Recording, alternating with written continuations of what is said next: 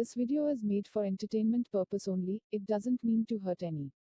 And don't take it seriously. एक गांव में एक चुड़ैल का साया था जिससे उस गांव के लोगों की जिंदगी ही बदल गई। आइए देखते हैं कि गांव के लोगों के साथ क्या हुआ था। एक दिन गांव की तीन औरतें जिनका नाम श्यामा, रूपा और सपना होता है, आपस में बैठकर बातें कर रही होती हैं। अरे रूपा बहन, मैं तुम्हें क्या बताऊं, मेरी सास ने तो मेरा दिमाग खराब कर रखा है। अगर मेरा बस चले तो मैं उसकी जान ही ले लूं।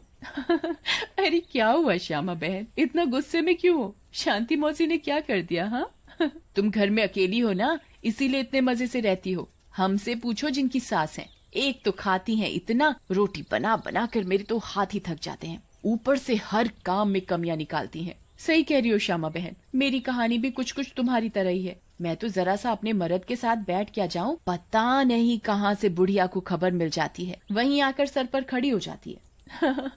हाँ ये तो चिंता की बात है सपना बहन, मौसी को समझाओ, नहीं तो दादी कैसे बनेंगी। रूपा की बात सुनकर तीनों जोर जोर से हंसने लगती हैं। तभी उनकी नजर एक गोलगप्पे वाली पर पड़ती है। गोलगप्पे वाली बहुत ही सुंदर होती है, उसे देखकर तीनों से रहा नहीं जाता और वो तीनों गोलगप्पे वाली के पास चली जाती हैं। अरे तुम तो औरत होकर गोलगप्पे बेच रही हो। ये तो पहली बार देखा है। अरे तो बहन, इसमें बुराई क्या है, कोनो गलत काम थोड़ी ना कर रहे हैं, मेहनत कर रहे हैं। वैसे आप लोग खाओगे गोलगप्पे?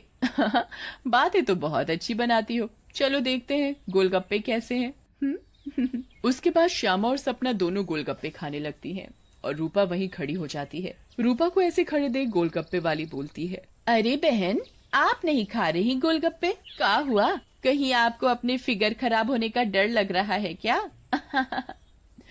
अरे नहीं, ऐसी बात नहीं है, मैं बस बाहर का सामान कम खाती हूँ और कोई बात नहीं, इन दोनों को खाने दो। श्यामा और सपना गोलगप्पा खाने के बाद बोलती हैं, अरे वाह गोलगप्पे वाली, क्या गोलगप्पे हैं, मुंह से तो स्वाद ही नहीं जा रहा, मजा आ गया। ऐसे गोलगप्पे मैंने जिंदगी में कभी नहीं खाए, तुम तो रोज आया करो, मैं तो रोज ही खाऊंगी। हाँ हाँ बहन जी, ये भी कहने की बात है, अब तो मैं रोज ही आया करूंगी, नया नया काम जो खोला है। उसके बाद वो गोलगप्पे वाली वहाँ से चली जाती है और वो तीनों औरतें भी अपने अपने घर चली जाती हैं। अगली सुबह रूपा पानी भरने के लिए कुएं पर जाती है। वहाँ औरतें आपस में बातें कर रही होती हैं। अरे रूपा बहन, पता है तुम्हें श्यामा और सपना कहाँ है? कहाँ है मतलब? अरे अपने घर पर होंगी और कहाँ? आहा, अरे नहीं रूपा बहन, वो दोनों अपने घरों से गायब हैं। कोई कह रहा था कि उनका चक्कर चल रहा था मर्दों के साथ और उन्हीं के साथ घर छोड़कर भाग गई हैं।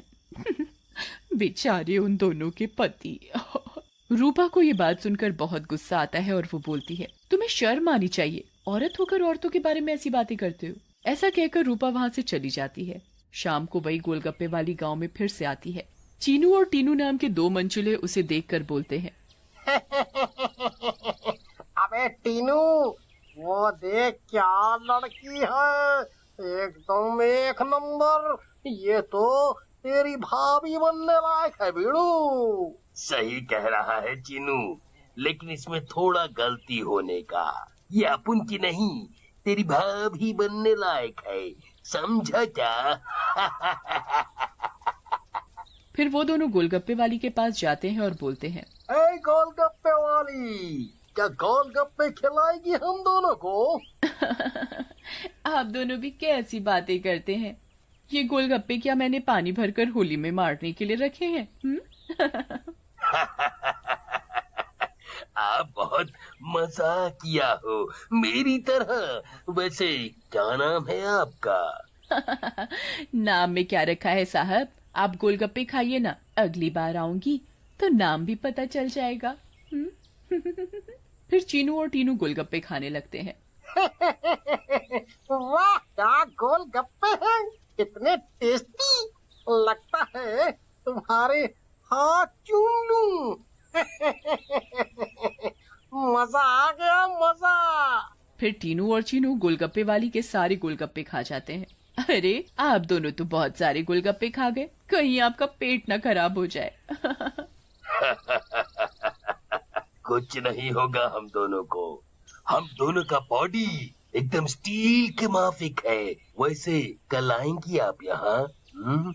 लेकिन गोलगप्पे वाली कुछ नहीं बोलती और वहाँ से चली जाती है। रात में ज्यादा गोलगप्पे खाने की वजह से टीनू और चीनू के पेट में दर्द होता है। हाय रे, मर गया, अरे टीनू भाई, ये लड़की का चक्कर अपन दोनों के लिए भारी पड़ गया रे। बहुत तेज दर्द हो रहा है पेट में। आ,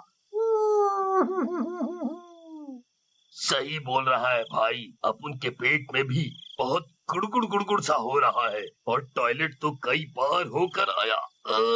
मर गया रे, फिर से आ गई। टीनू और चीनू दर्द के मारे पेट पकड़कर बैठे होते हैं। तभी वो गोलगप्पे वाली उनके पास आ जाती है और बोलती है, क्या हुआ मेरे आशिकों, ऐसे क्यों बैठे हो, पेट में दर्द हो रहा है क्या? तुम्हें पता था क्या मिलाया है तुमने इसमें, बताओ। लेकिन तभी गोलगप्पे वाली चुड़ैल के रूप में आ जाती है।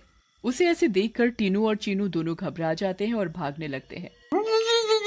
ये क्या हो गया अपन लोगों के साथ? हम तो परी समझ रहे थे, ये तो चुड़ैल निकली। अब हम क्या करेंगे? भागो रे भागो, अपनी जान बचाकर भागो। अब हम क्या करेंगे, करेगी तो ये चुड़ैल, अगर हम यहाँ से नहीं भाग पाए, इसलिए भागो यहाँ से। लेकिन चुड़ैल उन दोनों को पकड़ लेती है और मार डालती है और वहाँ से चली जाती है। इसके बाद तो मानो ये रोज की बात हो जाती है। रोज वो चुड़ैल गोलगप्पे वाली बनकर आती और गोलगप्पे खिलाकर रात में लोगों को मार डालती। इन सब से गांव वाले बहुत परेशान हो जाते हैं और एक दिन पंचायत बिठाते हैं। पंचायत में रूपा भी जाती है। अरे भाइयों, गांव संकट में है, हम सबको मिलकर इस समस्या का समाधान निकालना पड़ेगा, नहीं तो एक एक करके पूरा गांव ही खाली हो जाएगा। तभी रूपा का पति दीनू बोलता है, लेकिन सरपंच जी, हमें तो कुछ पता नहीं है कि ये सब कौन कर रहा है, या लोग अपने आप घर छोड़कर जा रहे हैं। सही कह रहे हो दीनू बेटा, लेकिन हम ऐसे शांत तो नहीं बैठ सकते और अपने गांव वालों को जाने नहीं दे सकते। हमें कुछ तो करना ही होगा। हाँ। फिर पंचायत में कोई भी फैसला न निकलने पर सभी गांव वाले अपने अपने घर चले जाते हैं। उसी दिन दोपहर में चुड़ैल फिर से गोलगप्पे वाली का भेष बदल कर गाँव में आती है। रूपा उसके पास जाती है और बोलती है, अरे गोलगप्पे वाली, जरा गोलगप्पे खिला दे, सुबह से मन खराब हो रहा है, शायद चटपटा खाने से ठीक हो जाए। लेकिन तभी उसकी नजर गोलगप्पे वाली के पैरों पर पड़ती है। गोलगप्पे वाली के पैर उल्टे होते हैं। रूपा ये देखकर समझ जाती है कि हो ना हो ये इसी का किया धरा है। रूपा सब समझने के बावजूद गोलगप्पे खाने लगती है और खाकर वहाँ से चली जाती है और दीनू के घर में जाकर सारी बात बताती है, जिसे सुनकर दीनू बोलता है, तुम पागल हो गई हो क्या रूपा? अगर उस गोलगप्पे वाली पर तुम्हें शक था तो तुमने गोलगप्पे क्यों खाए और अपनी जान जोखिम में क्यों डाली? मैंने अपनी जान जोखिम में नहीं डाली।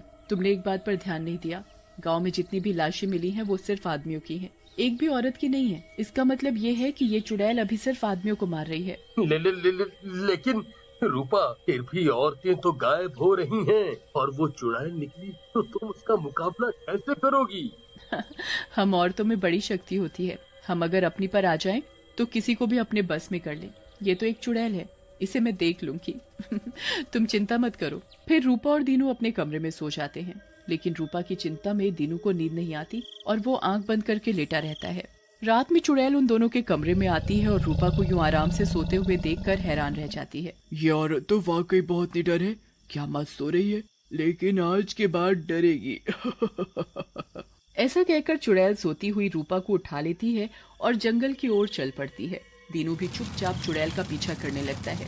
चुड़ैल एक गुफा के सामने पहुंचकर रुक जाती है और गुफा को खोलती है। खुल जा सिमसिम। गुफा का दरवाजा खुल जाता है और चुड़ैल अंदर चली जाती है। दीनू भी चुपके से उनके पीछे पीछे अंदर चला जाता है। अंदर जाकर चुड़ैल रूपा को एक अंधेरे कमरे में ले जाती है और रोशनी करती है। जैसे ही वहाँ रोशनी होती है, गांव की बाकी औरतें भी रूपा को दिखाई देती हैं। श्यामा और सपना भी वहाँ होती है। अरे चुड़ैल, ये सब क्या है? गांव की औरतें, तुम ये क्या कर रही हो? लेकिन चुड़ैल कुछ नहीं बोलती। रूपा बहन, ये चुड़ैल पूर्णिमा के दिन हम सब औरतों की बलि देगी, बचा लो हमें। ये बचाएगी तुम्हें। इसकी जान तो खुद खतरे में है। तभी वहाँ दीनू आ जाता है और बोलता है, रूपा की नहीं चुड़ैल, बल्कि तू खतरे में है। दीनू सब औरतों को जलती मशाल दे देता है। चुड़ैल, तूने हमको और गांव वालों को बहुत परेशान किया है, गोलगप्पों की कसम तुझे छोड़ेंगे नहीं। ऐसा कहकर औरतें चुड़ैल के ऊपर मशाल डाल देती हैं और चुड़ैल जलने लगती है। मुझे जाने दो, छोड़ दो। लेकिन चुड़ैल थोड़ी ही देर में जलकर भस्म हो जाती है।